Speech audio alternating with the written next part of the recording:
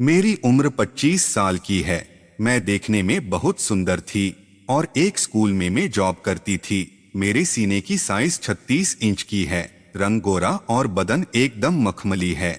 लेकिन मैं बहुत ही शर्मीली लड़की थी। मैंने आज तक किसी लड़के से दोस्ती तक नहीं की थी। पर ये एक ऐसी उम्र है जिसमें अच्छे अच्छे फिसल जाते हैं। मैं जब 21 साल की हुई तब से मुझे बहुत अधिक इच्छा होने लगी, पर मैं इस चीज को पूरा नहीं कर सकती थी क्योंकि उस समय मेरी शादी नहीं हुई थी और मेरा कोई ऐसा फ्रेंड्स भी नहीं था जिससे मैं करवा सकती थी। मैं सिर्फ इंटरनेट पे कहानी पढ़कर या वीडियो क्लिप देखकर ही काम चलाती थी। पर जब मेरी आग बहुत अधिक बढ़ जाती थी तब मैं लाचार हो जाती थी और तकिए को अपने नर्म हिस्से के पास लगा के सो जाती थी। करती भी क्या, कोई चारा भी नहीं था। तभी से मैं अपनी भावनाओं को दबाते रही। यही सिलसिला लगभग 4 साल तक चलता रहा। अब मेरे मम्मी पापा मेरे लिए लड़का ढूंढने अक्सर जाया करते थे क्योंकि मैं 25 साल की हो भी गई थी। मुझ से एक छोटा भाई है जो कि 20 साल का है। हम दोनों में काफी अच्छी बनती है और हम दोनों अपनी बात को एक दूसरे के साथ शेयर करते हैं। एक दिन की बात है, पापा और मम्मी दोनों बाहर गए थे कुछ दिन के लिए और घर में हम दोनों भाई बहन ही थे। उस दिन मैंने एक ऐसी ही कहानी ऑनलाइन पढ़ ली जिसको पढ़ने के बाद मुझसे बर्दाश्त करना बाहर हो गया और मैं सोच ली कि जब शादी होगी सो होगी। आज मैं एक प्लान बनाती हूँ जिससे कि मेरा छोटा भाई ही मेरे साथ क्रिकेट मैच खेल सके। मैं एक जवान और कदराए बदन की मालिक थी जिसके हर जगह से शहद निकल सकता था। मैंने प्लान बनाया कि आज शाम को कैसे भी करके अपने छोटे भाई को इसके लिए मजबूर करूं। मेरा छोटा भाई शाम को जिम चला गया था और मैं खुले छत पे ऐसे ही टहलने लगी और आइडिया की तलाश करने लगी कि क्या करूं। तभी मेरे दिमाग में एक आइडिया आया और मैं चेहरे पर मुस्कान लिए छत से नीचे आ गई। कुछ समय के बाद डोर बेल बजी। मैंने दरवाजा खोला तो मेरा भाई जिम से वापस आ गया।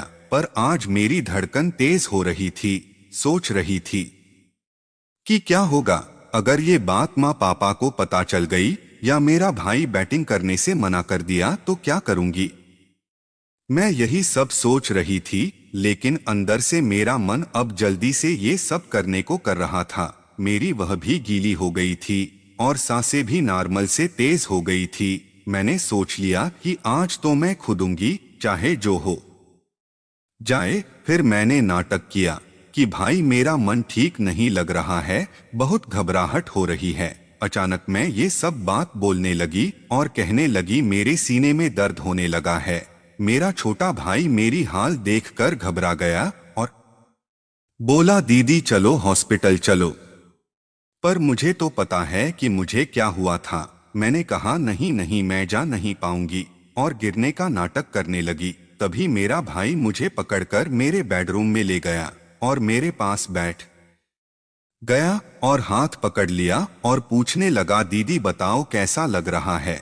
मैं कहने लगी कि सांस लेने में दिक्कत हो रही है। मैंने उसको इशारे से कहा मेरे सीने को दबाओ तो वो ऐसा ही करने लगा और मेरी बड़ी बड़ी पहाड़ियों को दबाने लगा। मैंने कहा हाँ ठीक लग रहा है तो वो और अच्छे से दबाता रहा ताकि मुझे जल्दी से आराम हो जाए और पहाड़ियों को दबाते दबाते लगातार पूछ भी रहा था कि दीदी कैसा लग रहा है। तो मैं कह रही थी ठीक लग रहा है, ऐसे ही दबाते रहो। वो दबाता रहा। फिर मैंने कहा सोनू ऐसे नहीं होगा, आयोडेक्स ले आओ अलमारी से। तो वो दौड़कर गया और आयोडेक्स लेके आया। मैंने कहा देख सोनू तू ही घर में है, मम्मी रहती तो वो मालिश कर देती, पर मैं तुम्हारी बहन हूँ, क्या तुम आयोडेक्स मेरे उभारों पे लगा दोगे। तो वो बोला दीदी अगर आपको बुरा नहीं लगे तो मैं बिल्कुल लगा दूंगा, इस वक्त कर भी क्या सकते हैं। वो आयोडेक्स हाथ में ले के टी शर्ट के गले से ही हाथ अंदर डाल के मेरे उभारों पे और सीने पर लगा रहा था, लेकिन उसका हाथ पूरा अंदर ना जाने के कारण वह हर जगह नहीं लगा पा रहा था। उसके बाद मैंने कहा कोई बात नहीं सोनू। मैं टी शर्ट हटा देती हूँ ताकि तुम आसानी से लगा सको। मेरे टी शर्ट हटाने के बाद मेरे भाई की आंखों में चमक आ गई और ऐसी क्रिकेट पिच देखकर उसे बैटिंग करने की लालच लगने लगी, जो कि मुझे साफ साफ उसके पैंट के ऊपर से दिख रही थी। मेरी भी पिच पूरी गीली हो गई थी। फिर मैंने कहा लगा दे आयोडेक्स, और वो आयोडेक्स लगाने लगा। उसके बाद मैं उसे देख रही थी और वो मुझे देख रहा था। धीरे धीरे मैं नॉर्मल हो गई। मेरी पिच से तो पानी टपकने लगा था और मेरे भाई का बैट भी अब काफी बड़ा हो रहा था, जिसे वो छुपाने की नाकाम कोशिश कर रहा था। अब मैं समझ गई और मैंने भाई से बोला कि सोनू अब इस गीली पिच पर बैटिंग कर लें, क्योंकि आज तो सब कुछ ओपन हो चुका है और मुझे भी कोई ऐतराज नहीं है। तो सोनू ने कहा नहीं दीदी, अगर ये बात माँ पापा को पता चल गया तो हम दोनों के साथ क्या हश्र होगा। तो मैंने कहा आज मौका है और यहाँ मेरे तुम्हारे अलावा कोई है नहीं, और उनको कहेगा कौन। रात को 10 बज रहे हैं। उसके बाद वह भी मान गया और सबसे पहले गीली पिच के रस को चखा और बोला कि दीदी आपकी पिच तो गीली हो गई है और काफी रसीली भी है। तो दीदी बोली हाँ सोनू, आज इस गीली पिच पर तुझे 1 से 2 घंटे बैटिंग करनी है, ताकि ये कई हफ्तों तक दोबारा गीली होने का ना सोचे। तो सोनू बोला कि हाँ मेरी प्यारी दीदी, मैं ऐसी ही बैटिंग करने की कोशिश करूंगा। उसके बाद टॉस हुआ और इस बार दीदी ने टॉस जीता और उन्होंने खुदाई की मशीन की लंबाई नापी और बोली कि सोनू ये तो पिच की बुरी हाल करेगी, और फिर उसके 10 मिनट तक खेलती रही। 10 मिनट के बाद सोनू की बैटिंग का नंबर आया और उसने 5 मिनट में ही आधे पानी को सोख लिया और फिर ऐसी बैटिंग की कि उसकी दीदी पैर पकड़कर माफी मांगने लगी।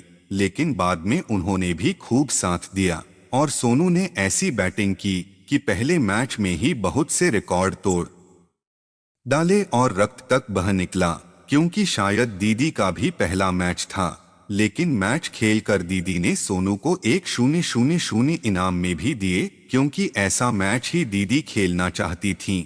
उसके बाद दीदी ठीक से कई दिन तक चल भी नहीं पाई थीं, लेकिन इस दर्द को भी उन्होंने हंसकर झेल लिया। तो दोस्तों, आपको ये वीडियो कैसा लगा? अपनी राय कमेंट बॉक्स में जरूर दें और ऐसी हो वीडियो देखने के लिए चैनल को भी सब्सक्राइब कर लें। धन्यवाद।